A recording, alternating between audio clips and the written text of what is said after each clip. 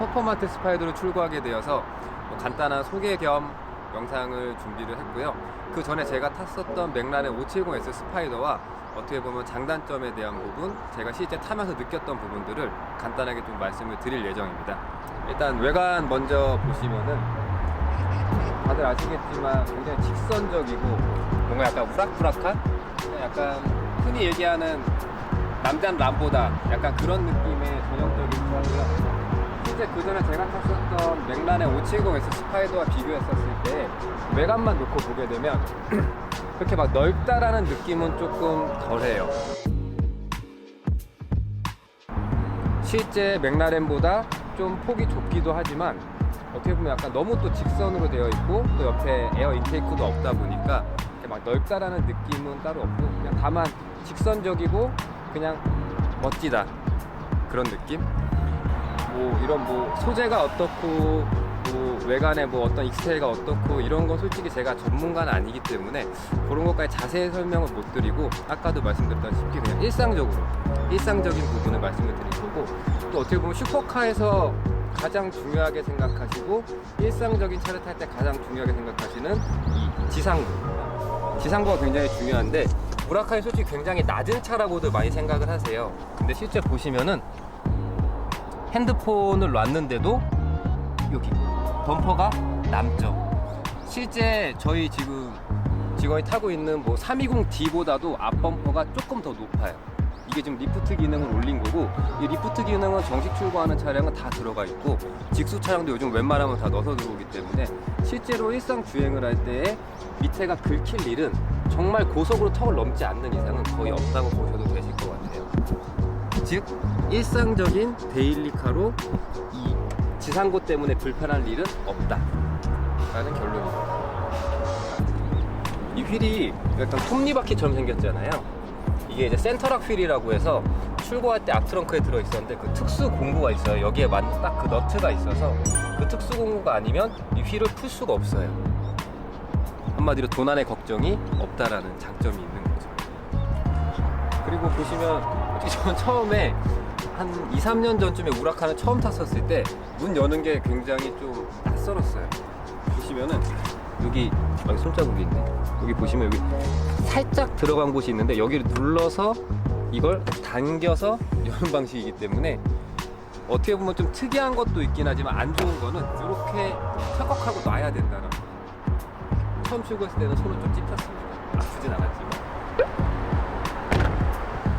그리고 어떻게 보면 이 모델이 이제 저희가 보통 오픈이 되는 오픈카, 그러니까 스파이더 모델인데, 이 스파이더 모델이 오픈이 되는 장점이 있는 반면에 제가 생각하는 그런 어떤 개인적인 단점이라고 한다면, 슈퍼카를 탔었을 때 뭐 페라리도 마찬가지고 맥라렌도 마찬가지고 엔진룸이 보이면 굉장히 거기에서는 뿌듯함이 있는데, 솔직히 스파이더 모델은 엔진룸이 보이진 않습니다.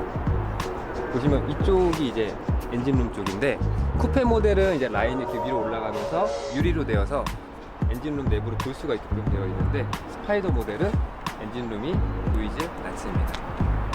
그리고 뭐 무라카 퍼포먼스의 가장 큰 장점이라고 할 수 있는 이 ALA 알라, 하여튼 이 ALA를 통해서 니르부링에서 918을 이겼다는 그 차가 바로 이 무라카 퍼포먼스의 차량입니다.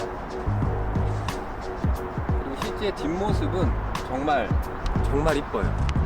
뒷모습은 저 개인적으로 이 뒷모습이 너무 이뻐서 맥라렌 570S 같은 경우는 솔직히 뒷모습이 조금 저는 불만이 있었었는데, 이 무라카 퍼포먼스 스파이더는 뒷모습이 정말 너무 이뻐요.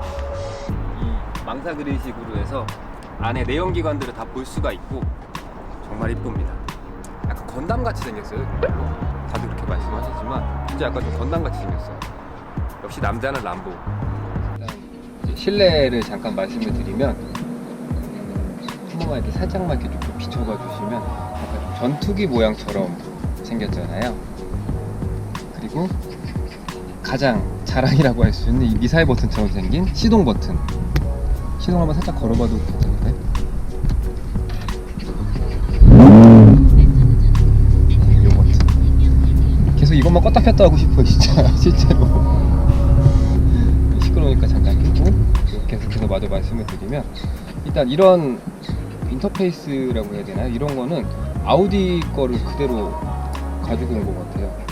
실제로 다들 그렇게 말씀을 하시고, 일단 맥라렌 대비해서 말씀을 드리면 편한 것도 있고 불편한 것도 있어요. 일단 편한 거는 여기 레그룸이라고 하죠. 이쪽 제 발을 놓는 이 공간이 이 우라칸 퍼포먼테가 훨씬 더 좀 넓어요.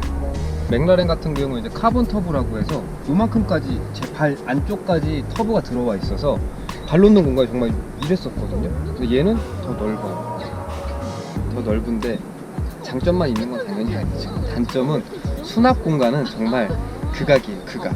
보시면 여기 놓을 수 있는 게 여기랑 여기 앞에 다시방 요거밖에 없어요. 이게 끝이에요. 실제 여기 같은 스파이더 모델인데 이 제 시트부터 이 등까지도 더 좁아요. 이 퍼포먼테가 더 좁고 570S 스파이더는 뒤에도 공간이 조금 있어서 뒤에다 뭐 가방 같은 걸 조금 놓을 수도 있었었고, 약간 공간이 있다 보니까 뭔가 뭐 모자를 좀 놓거나 할 수도 있었었는데 얘는 정말 공간이 거의 없어요.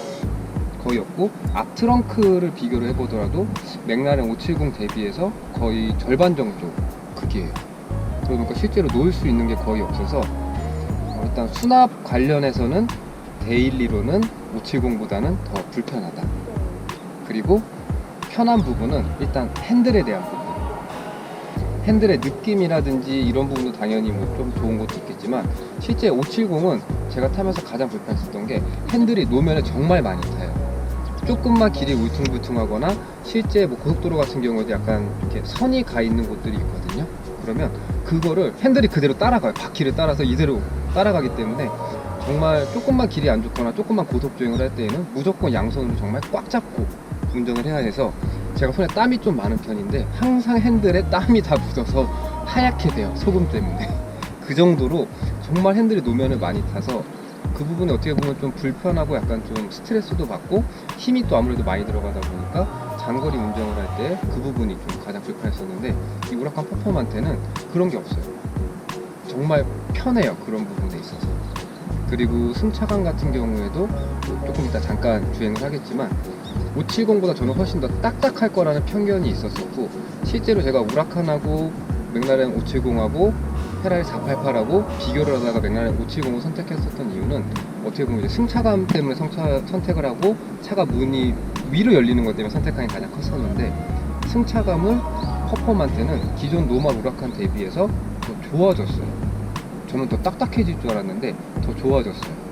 약간 기존 노멀 우라칸은 좀 낭창낭창하고 약간 좀 이렇게 깡통 같은 느낌이 굉장히 강해서 실망을 좀 많이 했었는데 얘는 그런 게 없고 어떻게 보면 꽉 조여지면서도 걸러줄 수 있는 거는 좀 걸러주는. 실제 570 대비했을 때 570을 같은 길을 갔었을 때 약간 땅 하고 치는 느낌이 났다고 하면 얘는 그냥 쓱 넘어가는 느낌? 실제 그래요. 저도 유튜브도 굉장히 많이 보지만 유튜브를 보거나 뭐 해외 포럼이나 이런 거 많이 봤었을 때 굉장히 좀 딱딱하고 하드하고 막 이런 얘기를 많이들 하시는데 실제로 제가 주행하면서 느낀 거는 570보다 얘가 저는 더 편해요. 승차감이. 실제로. 물론 제가 버킷 시트를 안 넣고 그냥 전동 시트를 넣어서 그런 걸 수도 있겠지만 실제로 저는 570보다는 얘가 더 편해요. 그리고 제가 이 전동 시트 때문에 실제로 이 차를 선택할 수밖에 없었어요. 람보르기니 서울에서 현재 우라칸 퍼포먼트 스파이더 같은 경우에는 추가로 들어올 예정이 아예 없고 더 이상 생산도 하지 않기 때문에 현재 있는 차종에서만 선택을 해야 됐었고, 그 중에서 이 전동 시트를 할 수 있는 모델이 딱 두 개였었어요. 하나는 빨간색, 하나는 이 검은색. 그래서 솔직히 빨간색은 약간 좀 타면은 죄송하지만 약간 좀 제가 검은색으로 했었고요.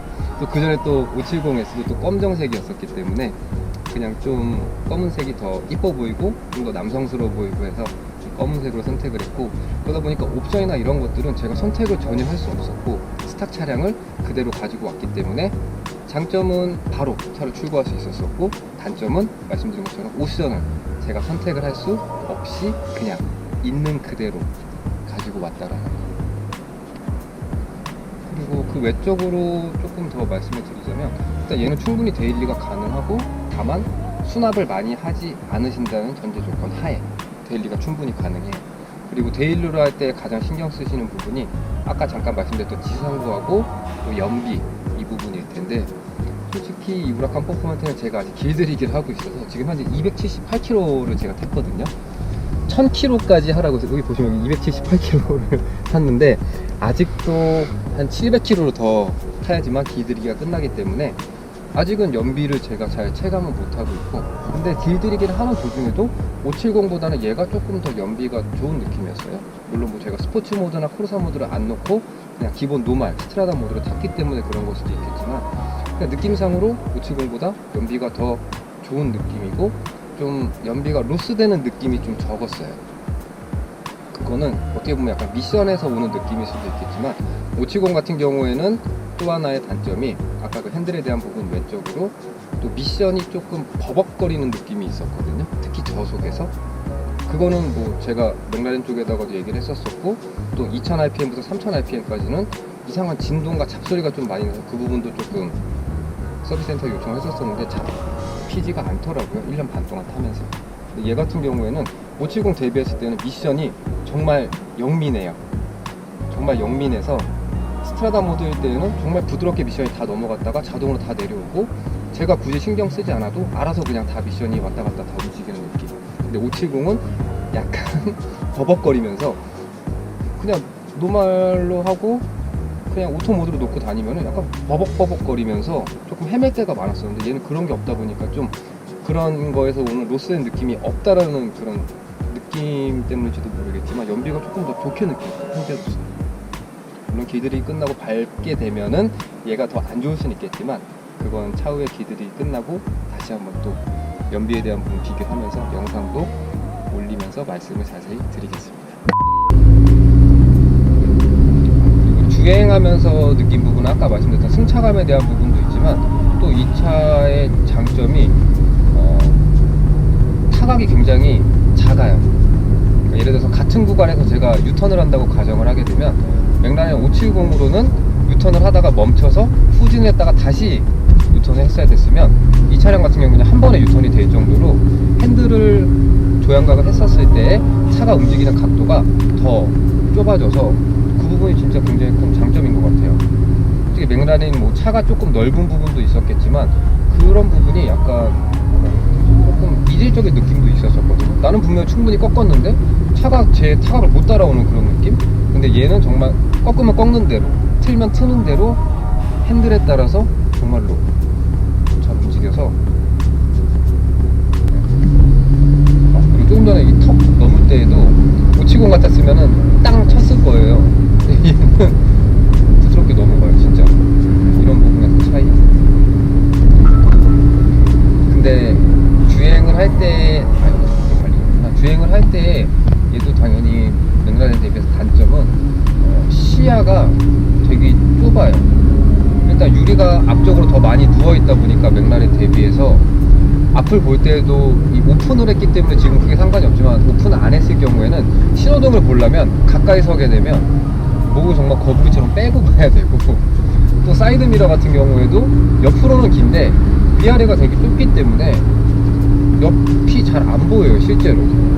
굉장히 좀 조심조심해서 운전을 하는데, 실제 주행을 할 때에도 맥라렌은 그 부분에 있어서 시야는 진짜 굉장히 좋았었어요.